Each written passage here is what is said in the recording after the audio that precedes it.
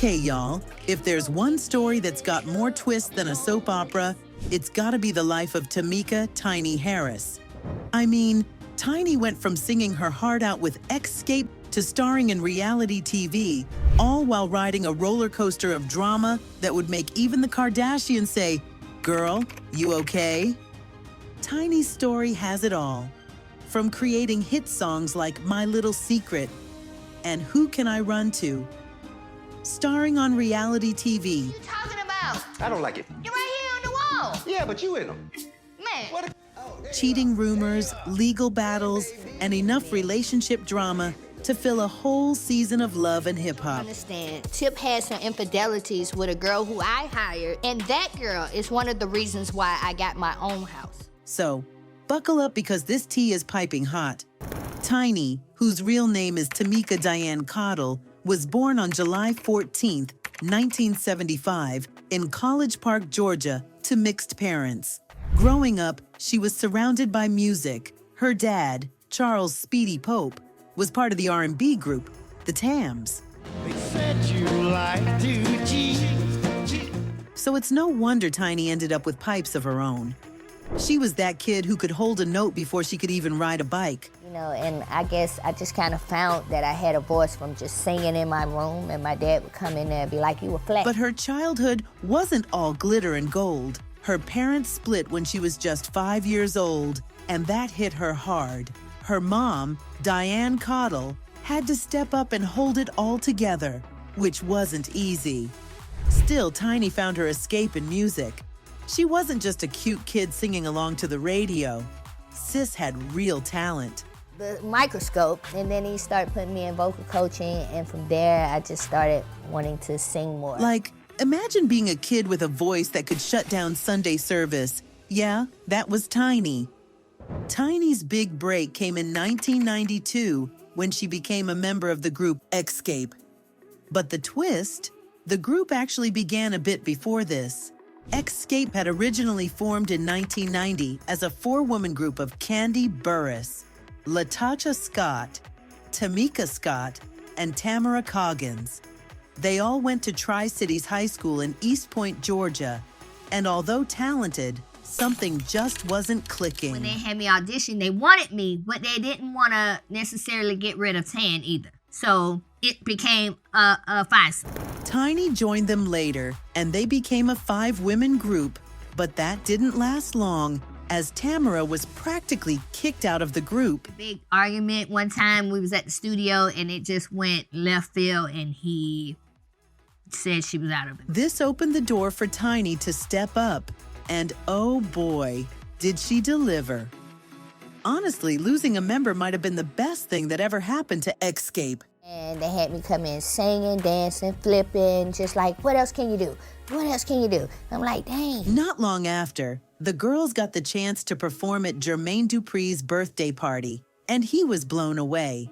He signed them to his So-So Def record label, and that's when things really popped. They released their debut album, Hummin' Comin' at Cha, in 1993, and it was fire for real. It included such hits as Just Kickin' It and Understanding, both of which became top 10 on the Billboard Hot 100. The album itself, in turn, sold over 1 million and went platinum, and Xcape was no longer just another girl group, but the girl group. All that attention didn't only bring in the gold, it also brought in a lawsuit.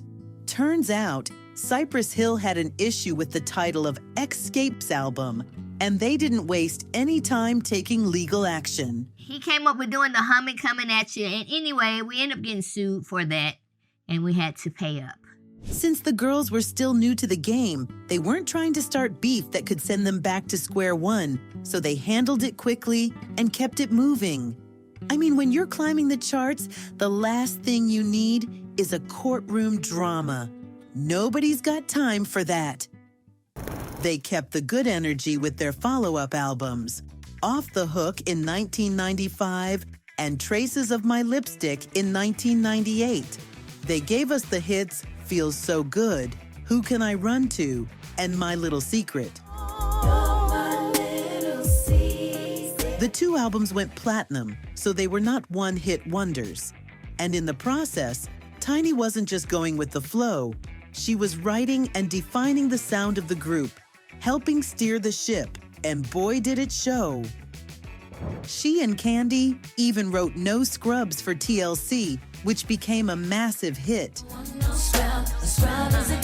And let me tell you, while we were all singing, "A scrub is a guy that can't get no love from me," Tiny was over here collecting those royalty checks. Like, imagine going to the mall and hearing your own song playing while you shop with a bag full of No Scrubs money. Goals. But of course, every good girl group has its drama, and Xcape was no exception. The group broke up in 1998, and rumors started flying, and honestly, they were juicy. Some folks said it was money issues. Others pointed to ego clashes. But it turns out it was probably a little bit of everything. There were creative differences, especially with Jermaine Dupri choosing Candy's voice for a lot of songs. He said it was because her voice fit his style, but you can imagine how that made the other girls feel. So I can't put that on Candy. And it wasn't because Candy slept with the producer, because we were already breaking. And if that wasn't enough, Candy started dating Jermaine. And things got even messier. Some of the members felt like she was getting special treatment, and it created a whole lot of bad blood. To add fuel to the fire, LaTocha Scott's husband, Rocky Bivens, stepped in as their manager, and according to Candy, he was involved in some shady business that only made things worse. Some things in there, but it wasn't her fault. She's not the one who said, "I'm going solo."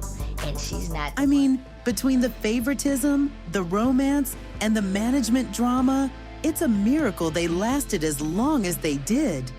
The girls tried to reunite several times, but it felt like every reunion just reopened old wounds. Their reality show, Xcape Still Kickin' It, was supposed to be about the music, but honey, it was full of drama. There were arguments, petty fights, and enough side-eye to keep the Bravo cameras busy. Whatever was going on. Well, how you know more than me? That's what I'm saying. Right, how you know more? You got. And while the group was dealing with their stuff, Tiny was also busy stirring the pot in her own personal life. She married rapper T.I. in 2010, and their relationship was basically a reality show waiting to happen. Okay. The two starred in T.I. and Tiny the Family Hustle, giving fans an inside look at their blended family, and trust me, there was a lot to see. They have 7 kids between them, and while the show was supposed to show their family values, it sometimes felt like a front row seat to their marital issues. And then we have his 3 kids and my other daughter. There were cheating rumors, social media spats, and at one point, Tiny even filed for divorce in 2016. They worked it out, but the trust issues never really went away. You left and went and got a house somewhere else. Because you started cheating. And then, just when you thought things couldn't get messier, in 2021, T.I. and Tiny were hit with serious sexual assault allegations. A lady filed a lawsuit in Los Angeles claiming that after meeting the couple at a nightclub, they gave her a spiked drink, took her to their hotel, and her while she was incapacitated. The couple denied everything, calling it an extortion attempt, but the scandal still shook their world. Their VH1 show was suspended, and it felt like their whole brand was crumbling. I mean, one day you're on TV with the kids, and the next day you're losing deals and fighting lawsuits. Life comes at you fast, huh? Tiny isn't just about reality TV drama. She's also calling the shots behind the scenes. She's the executive producer of The Mix on Fox Soul, a millennial and Gen Z talk show where her daughter, Zonique Pullins, and a few other young hosts keep it real on everything from celebrity gossip to real-world issues. And you know, Tiny, she made sure there were no filters and no limits. Honestly, who better to produce a show where nothing's off limits than Tiny herself? And just when you thought Tiny might be staying out of trouble, she ended up in a little drama with SWV on their Bravo series. SWV and Xcape, the Queens of R&B. But I didn't want to do the show. I honestly, I don't feel like any of us wanted to do the show. She wasn't even sure about doing the show at first, worried it might stir up drama between the groups, and guess what? It did. There were creative conflicts, a little shade thrown about who had the bigger fan base, and enough tension to keep the Bravo cameras rolling. We admitted, yes, you're right. We're not like, oh, no you didn't, or so what? You know what I'm saying? We say, yeah, you did. Tiny knew comparing fan bases would ruffle some feathers. Talk about keeping it spicy. But even with all this drama, Tiny kept it pushing. Her estimated net worth is sitting pretty at $30 million, thanks to her music royalties, reality TV deals, and business ventures like her Pretty Hustle company, a perfume line. I have the Major Girl perfume. It's a great scent. I love perfume, so I'm like a perfume connoisseur. And even a juice bar. And also, I have a juice bar in Atlanta. It's in Stockbridge, Georgia. It's out where I stay. And let's not forget, Tiny's got some serious achievements under her belt. She's a Grammy-winning singer, and if you didn't know, she won Best R&B Song in 2000 for co-writing TLC's smash hit No Scrubs with Kandi Burruss. I mean, not only was she singing hits, but she was also writing them for other people. Talk about a double threat. On the personal front, Tiny has always been open about her cosmetic surgeries, including a controversial eye surgery that changed her eyes from brown to ice gray, which she had done in Africa since it's illegal in the US. She's also had work done on her body, spending a reported $4 million on her look.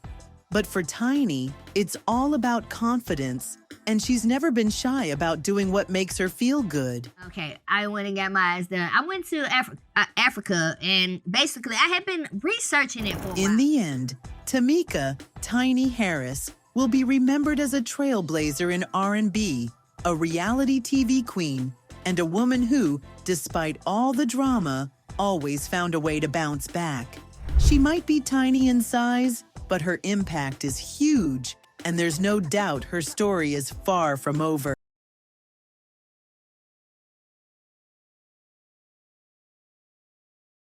Always get back up, and probably with a new show, a new hustle, or a new hit on the way.